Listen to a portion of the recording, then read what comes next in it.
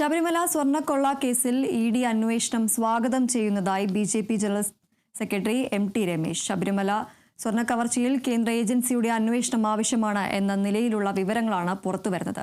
Thiruvithamkoor Devaswom board മുൻ president പത്മകുമാറിന്റെ അറസ്റ്റോടെ അന്വേഷണം അവസാനിപ്പിക്കാനാണ് നീക്കം. പത്മകുമാറിന്റെ മൊഴി പ്രത്യേക അന്വേഷണ സംഘം പരിഗണിക്കാത്തത് എന്തുകൊണ്ടെന്നും അന്വേഷണം കടകംപള്ളി സുരേന്ദ്രനിലേക്ക് എത്തണമെന്നും എം.ടി. രമേശ് പറഞ്ഞു.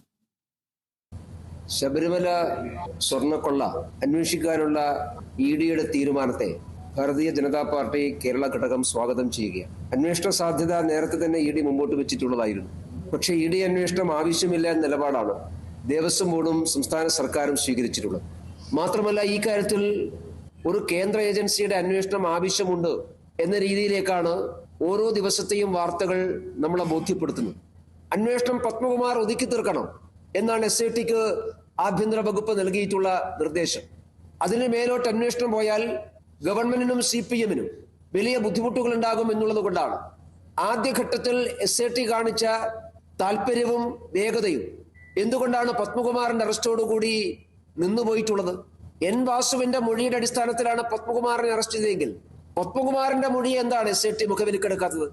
ഈ ഉണ്ണികൃഷ്ണൻ പോറ്റിയെ പരിചയപ്പെടുത്തുന്നത് അന്നത്തെ ദേവസ്വം മന്ത്രി കടകംപള്ളി സുരേന്ദ്രനാണ് എന്ന് പത്മകുമാർ മൊഴി കൊടുത്തു എന്നാണല്ലോ SIT പറയുന്നത്.